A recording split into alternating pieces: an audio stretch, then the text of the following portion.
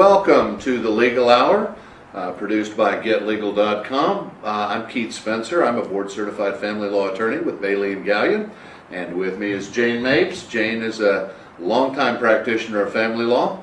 We are here today on behalf of our law firm, Bailey&Galyen, to answer questions that you folks might have regarding family law matters. That is exclusively what Jane and I work in. We work for the firm Bailey&Galyen. Bailey&Galyen has numerous offices throughout the Metroplex and down in Houston. We offer a 10% discount to teachers, military personnel, and first responders off of their initial retainers. We have free consultations for folks who come in to ask us a legal question. Don't want you to have to pay us money to be able to find out if you have an issue that needs assistance. And we have evening appointments available for folks who need those. So today we want to talk about family law. And family law is one of those areas where the emotions tend to run pretty high, and folks are frequently the recipients of well-intended but erroneous information. Their co-workers, the fellas at the bowling alley, all mean well, but generally speaking, they're giving you really poor advice. All right? So one of the questions that we hear a lot deals with mediation, and we'll jump into that. If you have questions, please feel free to send us an email question, and we'll be happy to try and answer that while we're on the air today. We'll be here for about an hour. Mediation. Jane, a lot of folks ask, why do I have to go to mediation, and what is it? I found mediation to be a very helpful tool. What are your thoughts? I absolutely agree. Mediation is generally ordered in any family law case that is on a path to go to trial.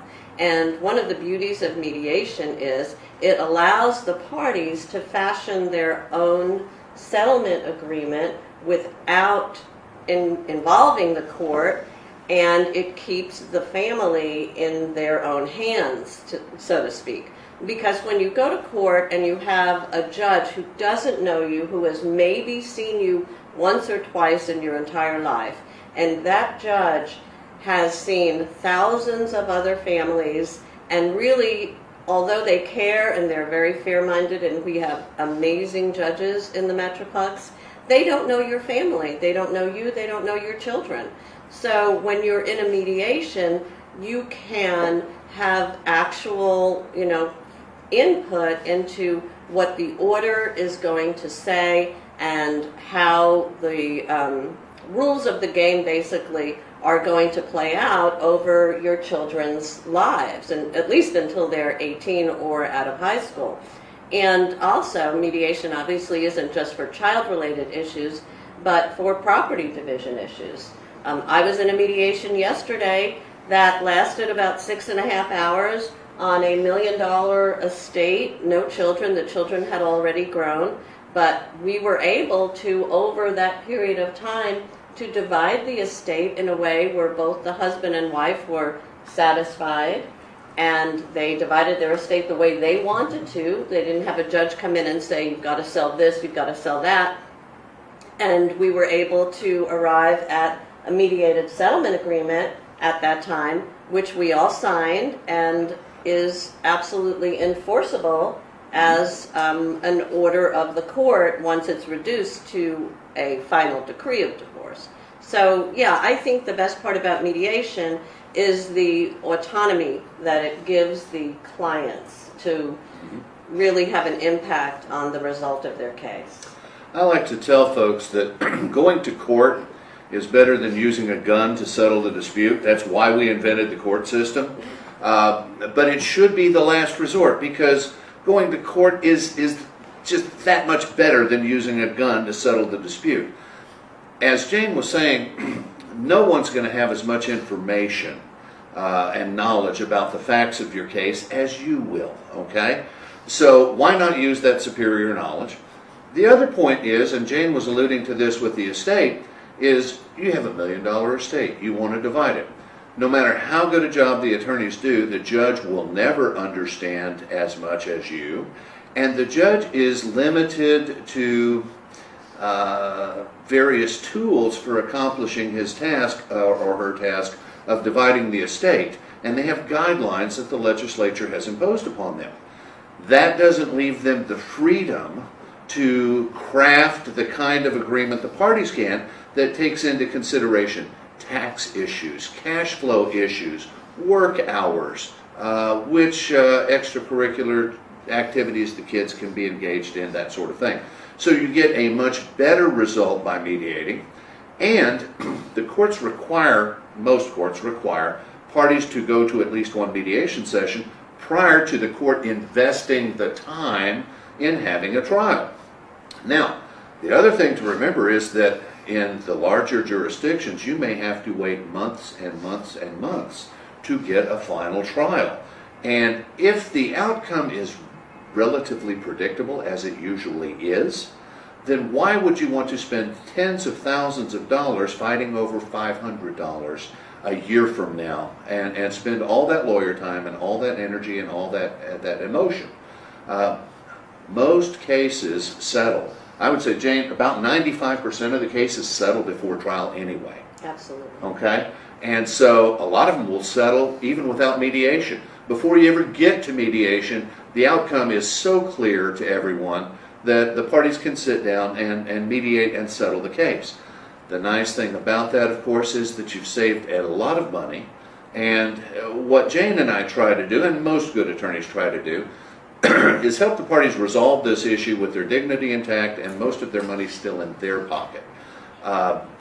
You want a best fit kind of model for your kids and for your estate, and there's a lot of tools available to get there, but in most cases, once you hire an attorney and your spouse hires an attorney and everybody talks and compares what the assets are and what the circumstances are with kids, it's pretty clear what the judge is likely to do if you have a trial a year from now on these facts.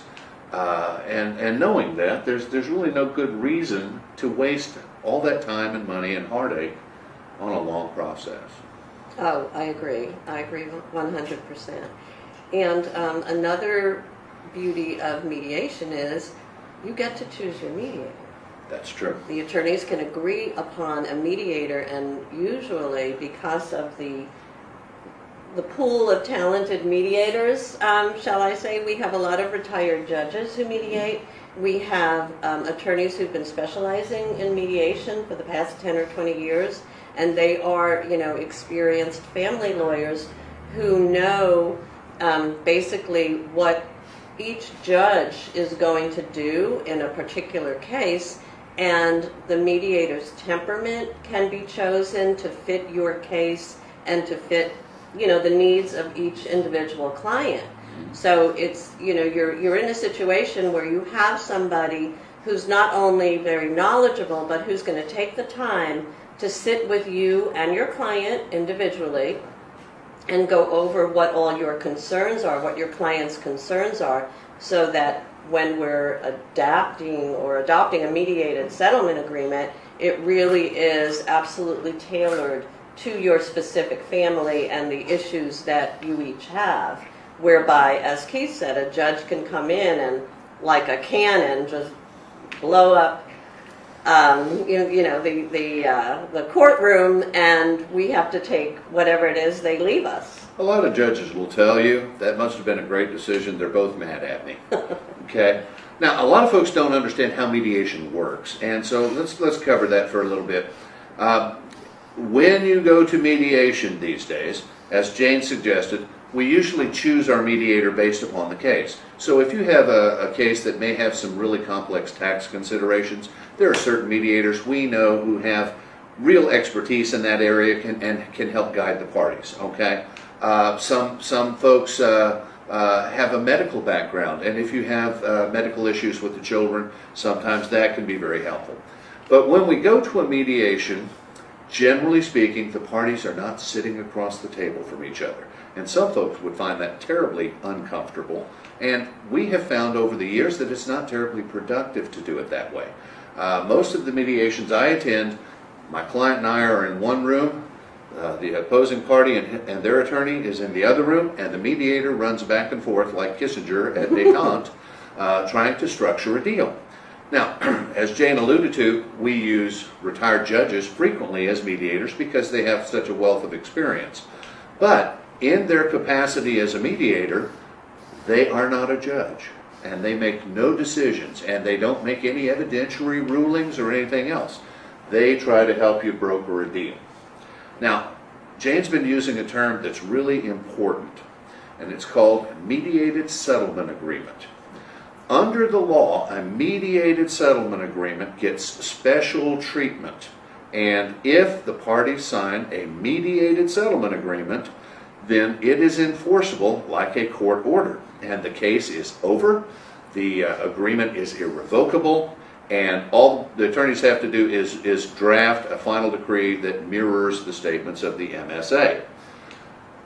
That's important, that it's irrevocable, you've got a deal. Occasionally, a client will come in to me and say, we already went and mediated, and we haven't filed for divorce or anything like that yet, but we went and spent $5,000 with this mediator who had us come back 14 times and pay them a lot of money, and we hammered out an agreement. So I just want you to enforce that. Here's the problem. It's unenforceable. A mediated settlement agreement has to settle the case that is pending in the court, and it has to be filed with the court to be irrevocable. You can sit down and mediate the daylights out of everything for months, and then when you file the divorce to try and actually settle the case, either party can renege at any moment. And it's just a shame to see people spending a lot of money because it hasn't been explained to them that there's a proper way to do the mediation, and it needs to be in coordination with the court. The state gave you a marriage, a wedding license, etc. Only the state can take it away. There is no such thing as an internet divorce. All right, absolutely.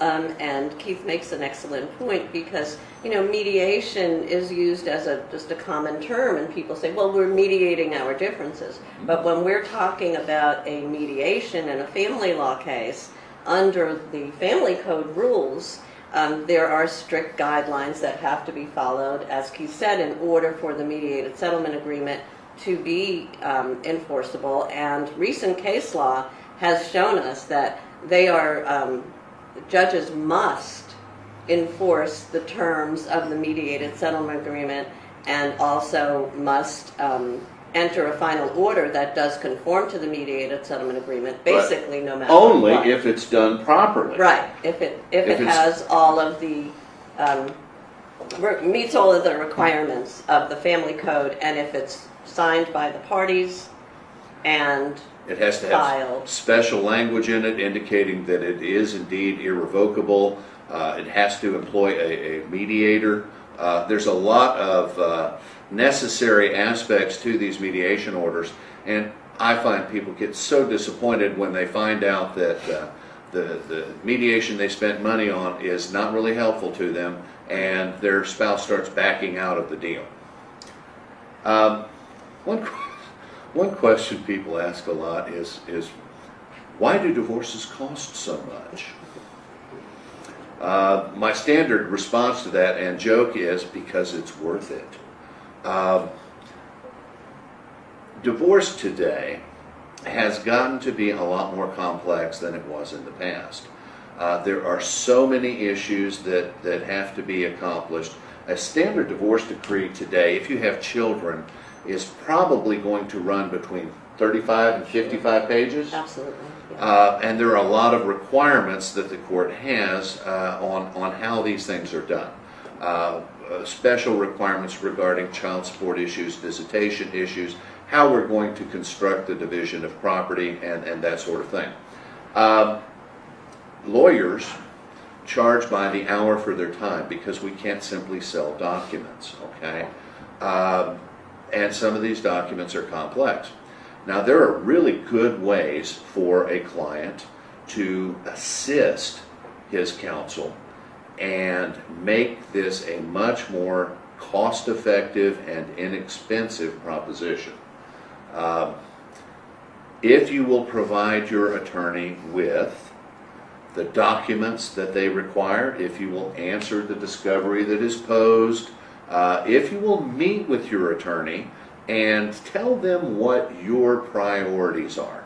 The fact of the matter is, no one's going to walk in a courtroom and hit a home run on every pitch.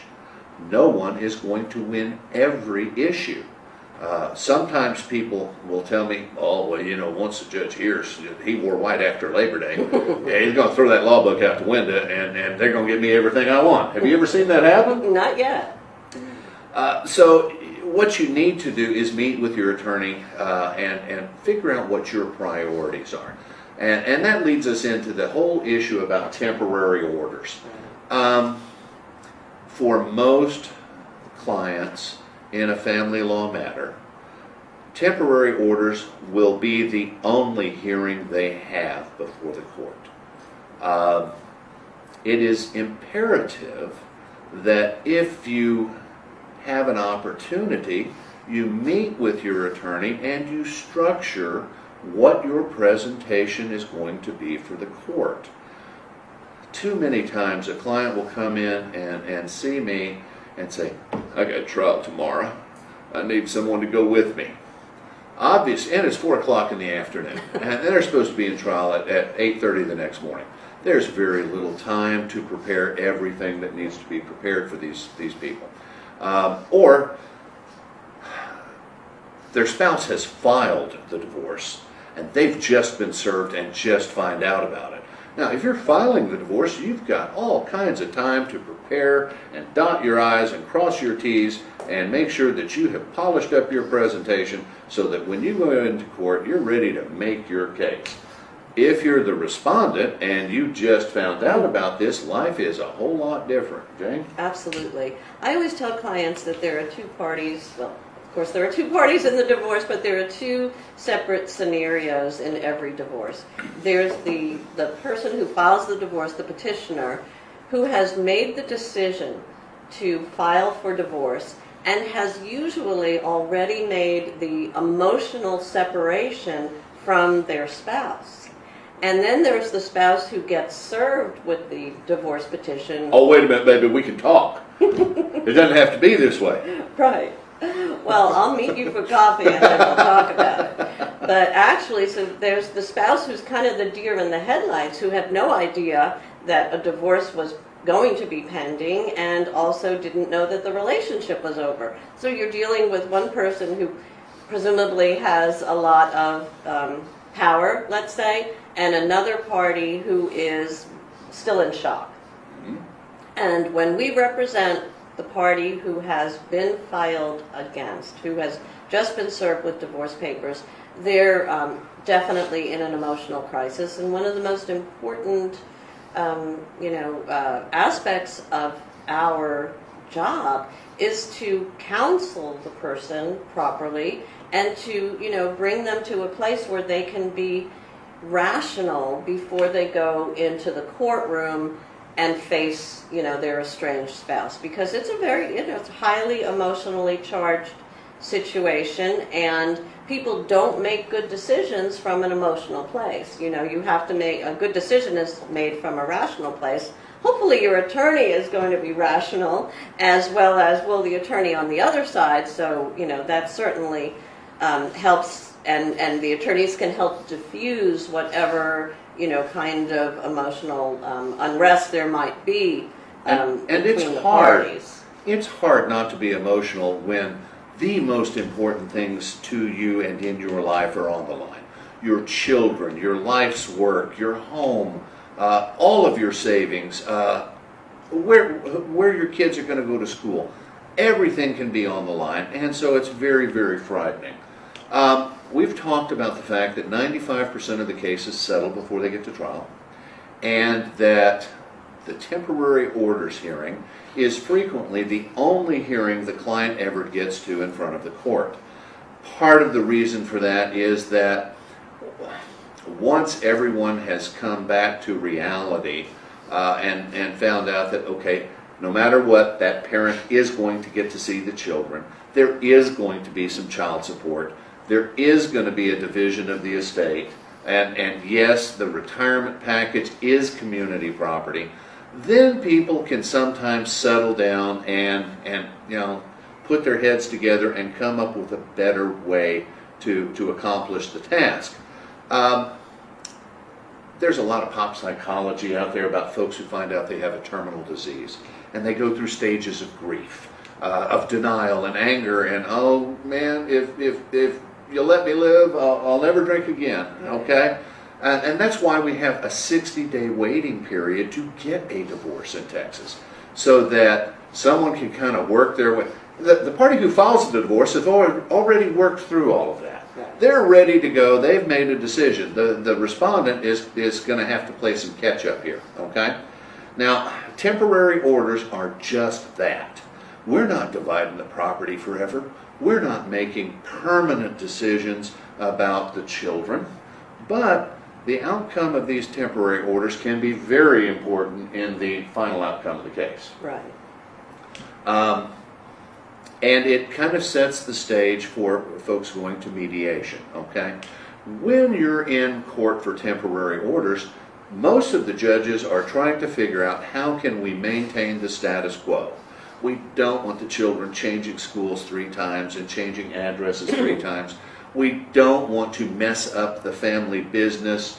What the court is generally trying to do is put a Band-Aid on that will keep everything together, prevent someone from losing their mind and going and moving all the bank accounts to the Bahamas or selling the bass boat to their brother-in-law for $12, and silliness like that, because people get silly when they're emotional. Absolutely. And so the temporary orders hearing, as Keith said, is the first and usually the only time that your clients are going to be in front of the judge. And it is definitely frightening for them. It's, for most people, it's the first time that they're in a courtroom. And in some of the counties that we work in, we have district judges who hear both the temporary orders and the final order, and a district courtroom is a very formal and imposing kind of a place. And so you have your client who has never been in this arena before, and they're going to be sitting in a witness box, and you have your judge up on the bench and your court reporter and your jury box, and it's a very, very formal, serious kind of atmosphere. So the first thing we want to do is when we we always meet with our clients to prepare for a temporary orders hearing. Mm-hmm. It's the most important thing that we can do after we have our initial consultation with our client, where we elicit the information that we need to know about the case, at least on a surface level. But we must then prepare the client for the temporary orders hearing, and we're going to need to have a minimum of an hour consultation to prep the client so that they know what to expect when they do go into the courtroom. Now, there are very specific rules that are in place for what we need to bring to a temporary orders hearing, and Keith and I both know that you can't walk into a temporary orders hearing without these certain documents, and you want to have all your ducks in a row. So what we normally do is we prepare a temporary orders hearing notebook, which has different sections of all of the items that we know we're going to be called upon to use during the hearing. But the person who's giving us the guts of this notebook is really our client, and we're garnering that information from them at this consultation where we prepare for the temporary orders.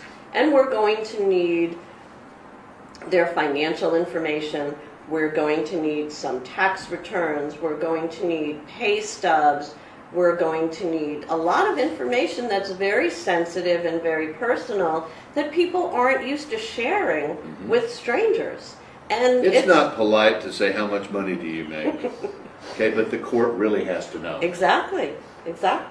And it's definitely a breach of somebody's privacy and personal information and affairs, but when you're in a family law case, when you're in a divorce, or if you're in a case just involving children or a modification of a prior divorce order, nothing is sacred. Everything has to come out into the open and must be disclosed to the other side and, of course, to the judge.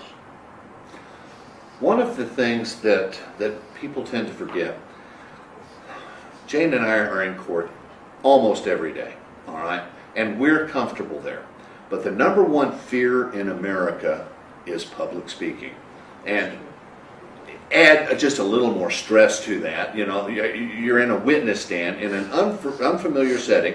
There's a gallery full of people listening to you air your family laundry. And everything that you care about in your life is on the line. No pressure, okay? It's hard for people. As Jane was saying, add to that, you have to discuss some of the most personal and intimate information about your life that you may not really want to share with everyone else. Another good reason to try mediation. And you have to have these documents. Now, when we go to court every morning and we walk in and check in with the court and say, we're here, we have a hearing at 9 o'clock, we're ready, the bailiff will tell us, get in line, I have 15 other cases ahead of you. That happens. Sometimes the clients are not aware that that's going to happen.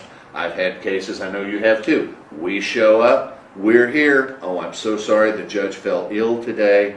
You won't be able to have the hearing, we'll have to have it reset.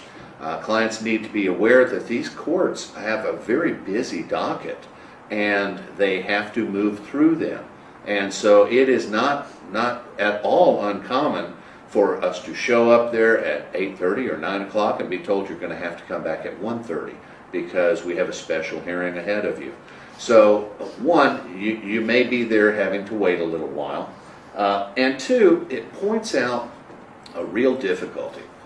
There's a lot of folks who have found do-it-yourself forms online. And they think this would be an inexpensive way to handle this case, and I don't have to spend money on a lawyer, and we can just get through this. Here's the difficulty with that. The state bar and every reputable attorney will tell you that those do-it-yourself forms are only good in very rare cases. If you are newlywed college graduates, you have one old car and a cool stereo, you're renting your apartment and you have no children, you may be able to get away with it, okay? It will still be difficult, but you may be able to get away with it. But if you have children, or you have real estate, or you have some kind of a complex estate, or some kind of an issue that's just a bit unusual, then it will be very, very difficult for you to handle this yourself. We go in the mornings for our temporary orders hearings, and the judge may have 15 or 20 people ahead of us called pro se litigants, which is a $5 Latin term for they ain't got no attorney. All right? And rarely, and we sit there and watch them time and time again, their documents are incorrect, there's no way the judge can proceed, and the judge is not allowed to tell you everything that's wrong because he's not allowed to practice law. And so you say, go home, try again, and come back. And so there's a lot of that goes on. Now, if you're pro se and you're trying to do your own attorney work, the problem that you have is that the court has to treat you like an attorney. Between Jane and I, we have about 60 years of experience in family law, trying cases just like this. And the judge is going to require you to meet the same standards that Jane and I have to meet. And the judge is only allowed to base their decision on admissible evidence. And if for no other reason than admissible evidence standards, you need an attorney. Because just telling the judge what a skunk the spouse is not going to help the judge a bit. It may be interesting, it may be colorful, it may even be fun. But it gives the judge no admissible evidence to be able to make some of their decisions. particularly about where the kids are going to be and child support and who's going to have temporary use of the business while the case is pending. Absolutely. Yes, and besides the fact that Keith just made me feel very old with that 30 years of practicing law. Most of those are mine. But not only is it difficult to expect expect a pro se litigant to know any of the terms of art that we use in the courtroom or to know the procedures, they become argumentative sometimes. And you have people who are arguing with each other, and a judge is sitting on the bench and, looking at the litigant saying, I can't work with this. I've had courts have a situation like this. Not only is it, okay, they don't understand the rules of evidence or procedure, but the judge will say, all right, Mr. Smith, do you have any witnesses you want to call? I don't know. I don't think so. If he doesn't call any witnesses, he's not putting on any evidence, all right? And you've tied the court's hands. Even if the judge wants to give you the relief that you're requesting, without evidence, they can't. They have to follow the rules. They don't get to make things up as they go. That's just not the way this works. Right. And when we go to a temporary orders hearing, as Keith said, there will be 10 or 15 other cases on the docket besides ours. And of course, this one poor judge isn't going to hear 10 or 15 cases in the 3 hours between 9 o'clock and noon, because trust me, at noon, they want to have lunch. So they're out the door, most of them. But what they'll do is, in order to speed up their dockets and to thin out the number of cases that they actually have to hear each morning, is they're going to suggest to the attorneys that they go out into the hallway and try to work on an agreement between the parties so that they don't actually have to have a hearing. Now, this is tricky sometimes for the lawyer because, number one, you have a client who wants to have their day in court and they want to tell their story. As soon as the judge hears what a skunk they are. Exactly. Ordinarily, when we have the option, as attorneys, we like to talk to the other counsel first, okay, and spare everyone some of this.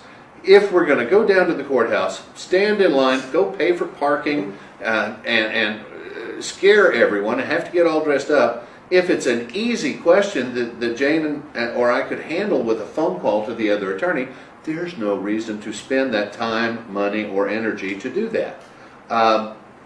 Too many times we get down to the courthouse and the other side is there and their attorney is there, or maybe they just hired their attorney the day before, okay? And we are able to work things out, okay? So if you have any possibility, you want to meet with your attorney first. You don't want to try this on your own without an attorney. And there's lots of attorneys in all kinds of price ranges, all right? Many times with simple divorces, the cost is just not that much. And if you're dealing with your home, and let's say it's worth $100,000, and you need to spend $2,000 to protect that while you're going through this, that's kind of a no-brainer, all right? Recognize that when you get down there, you're better off having talked to your client before the temporary orders, and if possible, to the other side, all right? Remember, we're talking about temporary use of property. It's not all fixed and that sort of thing, but it can have a big impact on what the status quo is going to be for your case. You need to pick the issues that are most important to you. You may not win every issue. No one ever does. All right? Now, this raises a question sometimes. Mm-hmm. Some attorneys or some clients will ask, why were you so friendly with that other attorney? I want a bulldog. I want someone who's going to go there and be mean and ugly and snarl at the other side. I don't snarl much. Do you snarl much? Not usually, no. And the fact is that there are a finite, although it seems ever increasing, number of attorneys in family law in the counties in which we practice.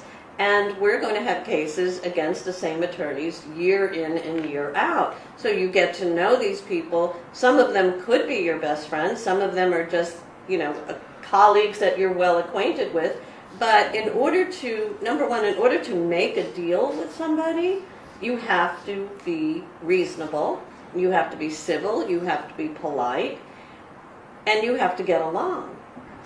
And we have legal obligations. The Texas Supreme Court has adopted what is called the lawyer's creed that requires attorneys to be professional and to be cordial and to not pick meaningless fights that don't need to be picked and not to waste time or try to make the other side spend more money just because. Right. All right? To grant reasonable continuances when they're needed. All right? And so clients need to be aware that there are times when an attorney is going to have to make some reasonable continuance or modifications or accommodations for the other side and for the court. And they are legally obligated to do so. It doesn't mean that they're working for the other team. They're just professionals trying to do the job.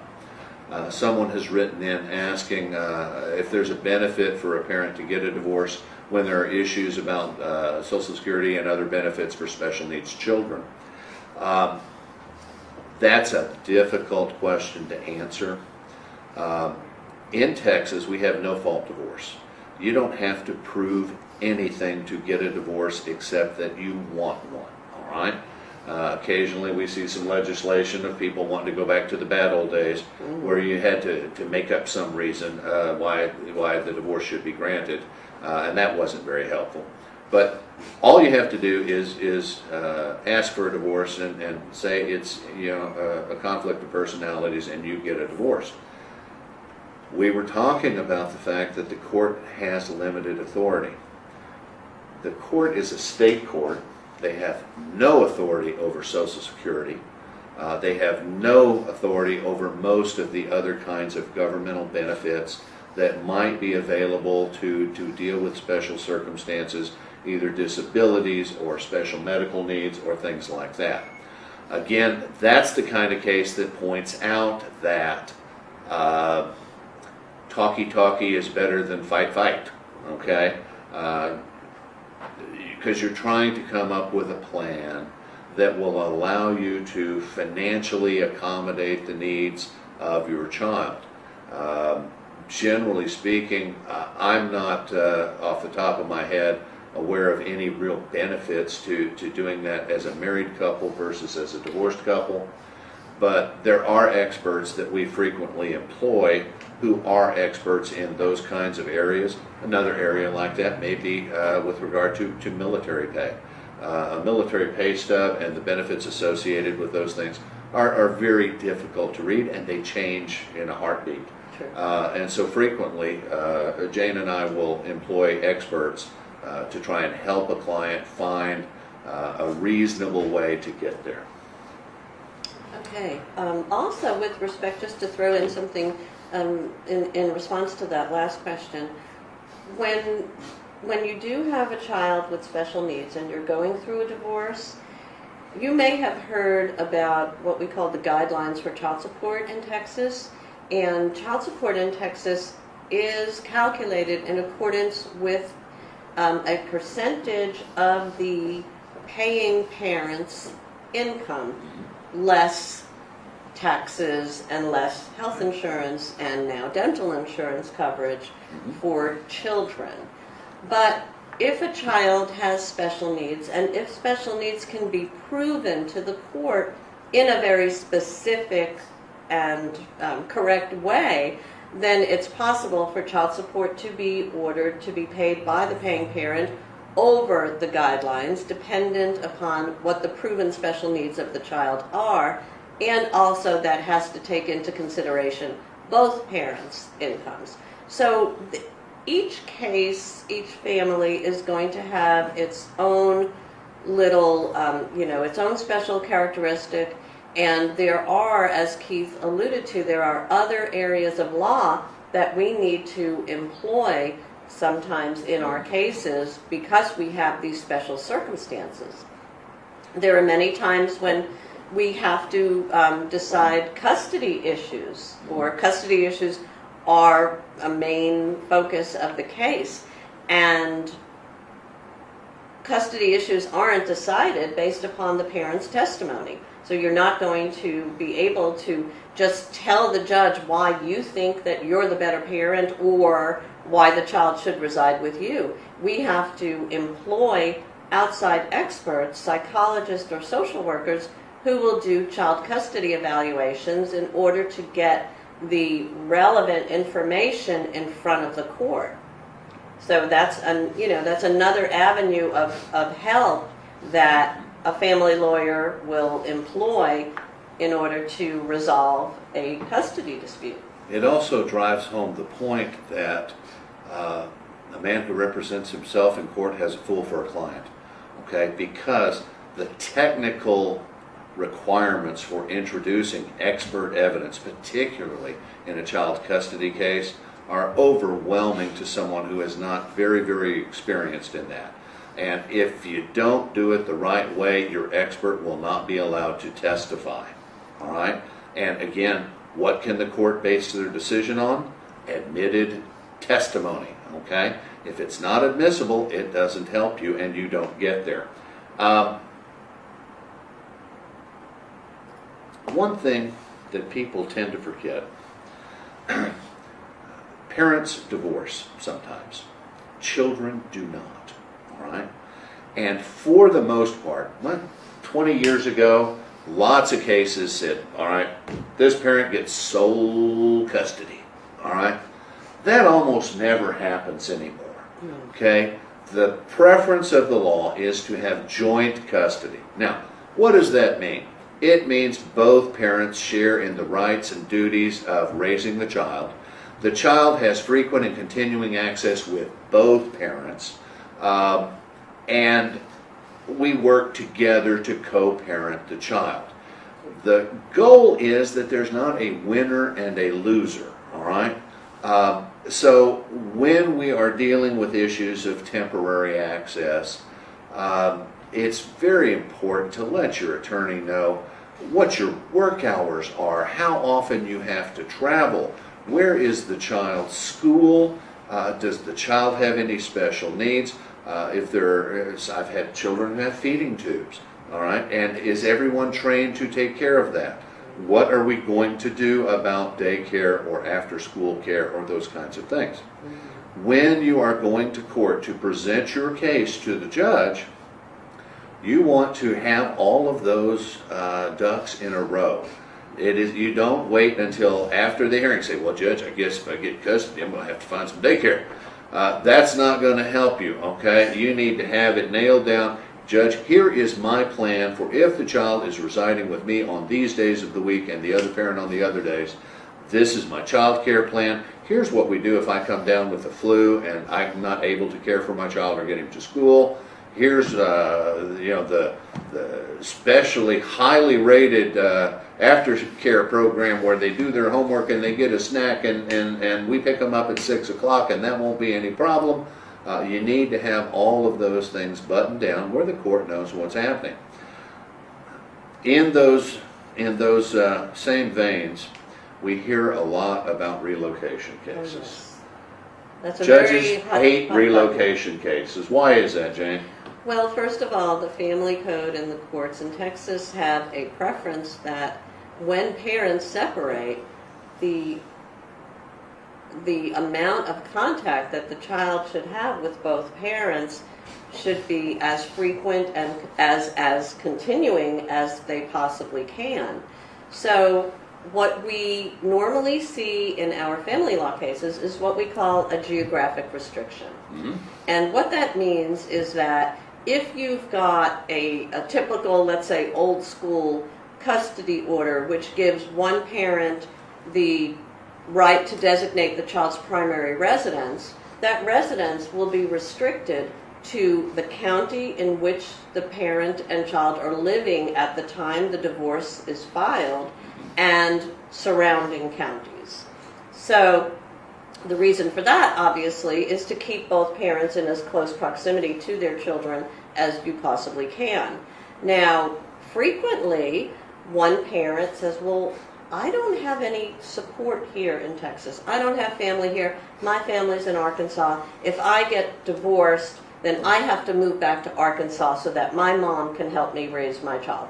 Well, that is not going to happen. And sometimes it's a very serious matter, and it's not easy to tell your client, you ain't moving to Arkansas. You're not taking the child out of Tarrant County and surrounding counties so long as dad continues to reside in Tarrant County and surrounding counties. And that's very hard for some people to understand because they're grown-ups, okay? They have constitutional rights. The court cannot prevent mama from moving to Arkansas, but the court can say the baby is staying here, all right? So if that's the case, are you still going to move to Arkansas or not?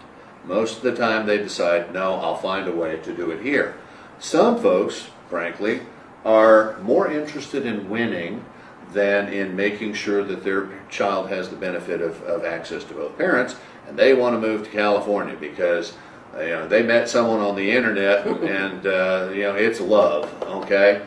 The court is unlikely to do that. The general rule is we do not let children relocate a far distance from their parents.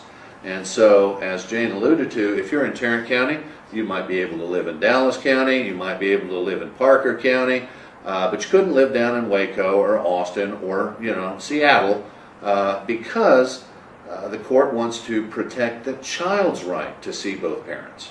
And so it's a really harsh thing. Most judges will tell you they despise having to do relocation cases because no matter what decision they make, they're ruining someone's life. All right? Being a judge is a hard job. They get some really tough questions that they have to deal with. But the relocation is hard. Now, for years and years and years, people have felt like there was a gender issue in family law. They've heard all the country western songs about she got the gold mine, I got the shaft, you're the reason our kids are ugly. All of those country songs that seem to indicate that, mamas always win. Well, that's not the case anymore. In fact, the family code requires that the court be gender neutral. They cannot take into consideration the gender of the parents when they're making a custody determination. The test is, and always has been, what is in the best interest of the child. So if your mom comes in and she's your client, she says, well, I need custody because I'm the mother, and mothers have to have custody. That is not the end of the equation, and that can't be an argument that the court can listen to and rely upon in making a decision like this. The test has to be what's in the best interest of the child. Sometimes that's a difficult thing for people to consider. Absolutely. And sometimes it just turns right around on the overprotective mother. Because the judge sees that attitude and sees the fact that this person may keep the child from the other parent, and for that reason alone, the father can be awarded primary custody, sometimes on a temporary or sometimes on a permanent basis. And also, what we have right now, with the changing character of family law from a national level down to a state level, we've got same-sex parents. We do. We have same-sex adoptions. We have families that the people who started writing the family code back in the 1970s would never have imagined. Right. And the law has to evolve in order to meet the changing needs of the population. Also, we do have what's called a standard possession order with respect to what times and what days each parent gets to spend with the child. But the trend now seems to be moving more toward a shared or equal parenting schedule with children. Now, the courts cannot order that because that's not the preference and that's not the law today. But there is a group of legislative committees that are working on that and have been for a number of years. The legislature just hasn't adopted it yet. Right. It will happen. Within the next 5 years, we're going to have a huge shift in the access and possession laws and schedules. But again, going back to our original topic of mediation, when you're in a mediation, you can come up with your own schedule. We can have parents who do a week on, week off schedule with children. Parents who will do 2 nights with one parent, 3 nights with the other parent, and then flip it the following week. I mean, there are a lot of permutations of different access and possession schedules that you can come up with if you're flexible and open-minded and willing to work with the other parent. And obviously that's what is in your children's best interest, because the worst thing to hear or listen to is a child who is torn between parents who are warring over custody or any other kind of decisions regarding, the child's future.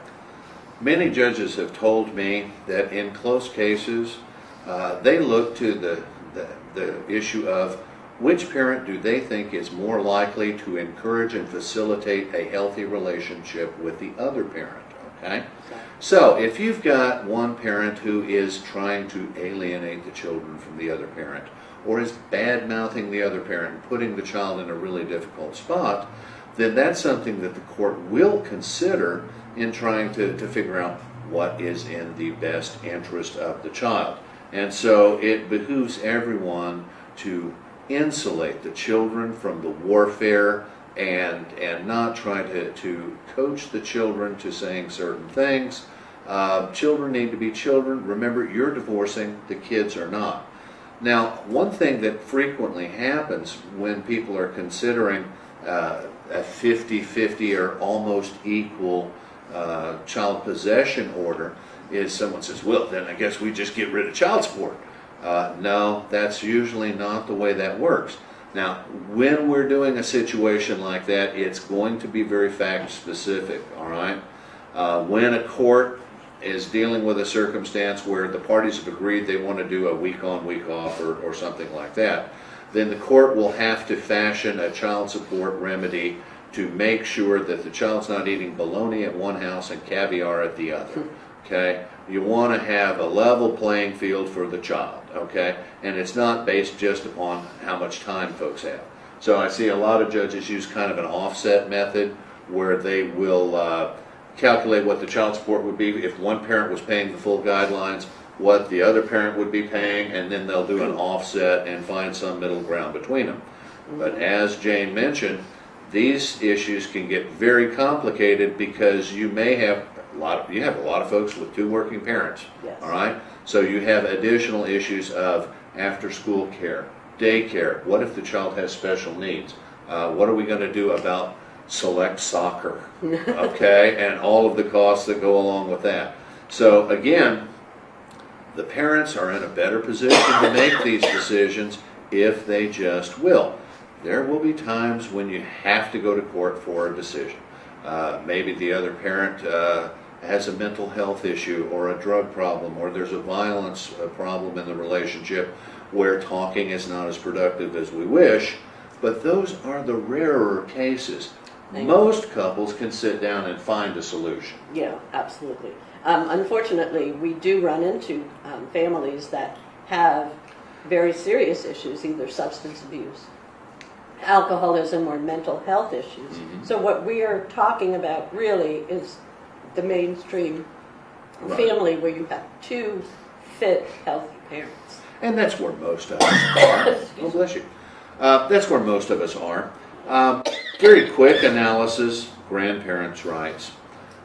We've only got a few minutes left, but grandparents in Texas. I'm gonna have to step it. Okay. Grandparents have very limited rights in Texas at this time. And that's really because the state has decided that parents need to raise their biological children unless there is something really, really wrong. So the fact that grandma's more stable or has a bigger house or availability of a better school is not going to win the day in a case like that. unless there is something really wrong that prevents the parents from being able to raise their child, then the parents are the only ones who have standing in these cases. And frequently, let's face it, grandparents are frequently the most stabilizing influence in a relationship and in the children's lives. But it's really, really hard under the law for grandparents to intervene too much in the parents' right to raise their own children and be with their children. Prenuptial agreements are something that family law attorneys handle all the time. The nice thing about a prenuptial agreement is that from the get-go, let's face it, every marriage is going to end, either by death or by divorce. There is nothing that is unromantic about talking with your partner about how you want your property to be taken care of in the event of a death or a divorce. What it does is it allows the parties to make the decisions rather than a judge or the attorney for heirs who might have inherited from a deceased spouse. So it really is the smart thing to do, to sit down and talk with your partner about a premarital agreement if you're contemplating marriage. And if you're already married but you have some special issues in your estate, you can talk to them about a partitioning agreement, which is essentially the same thing as a prenuptial agreement, but for folks who are already married. Frequently, as we move through life, our circumstances change a lot, and we may have to find some ways to address our estate and our children's needs without necessarily having to go to the court. And so that's one of the things we try to accomplish. Another issue that we are exploring these days is the difference between formal and informal marriages. And today, we're making those decisions about cases involving same-gender couples as well. All right? And so with an informal marriage, the question may become, when did the marriage commence? And what are we going to do about retirement accounts that were earned during that period of time?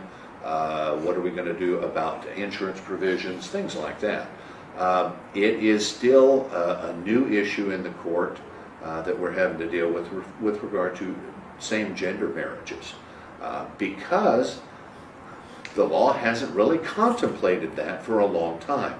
And now that the Supreme Court has ruled that same-gender marriages are entitled to the same protections and the same processes as the marriages of the past, then it opens up some whole new windows that we have to consider in terms of how are we going to handle retirement and that sort of thing. I can't stress enough that what really needs to happen if you are in a situation where you may be finding yourself in family court, you need to consult with an attorney. Now, our firm at Bailey&Galyen offers free consultations so that you can come in and visit with an experienced family law attorney to discuss what's going on in your life, what your facts are, what kind of special considerations may arrive in your case, and you can talk to an attorney at length for free. We offer Saturday morning interviews for people who need those. We have late night interviews for folks who need those. And they're free interviews. We want you to have the ability to ask a question. Frequently, folks come see me and I tell them, you don't need an attorney right now, but if this or that happens, you may want to come back and chat with me some more. Or I can tell them, if you'll take care of this, it'll probably take care of your problem. So a free consultation is one of the benefits that we offer. As I stated when we began, we offer a 10% discount to teachers, military personnel, and first responders off of their initial retainer, and we try to make as many free appointments available to people as possible. We have locations throughout the Metroplex to try and be at your service. Thank you for being with us today while we discuss the roles of family law. We'll see you again soon.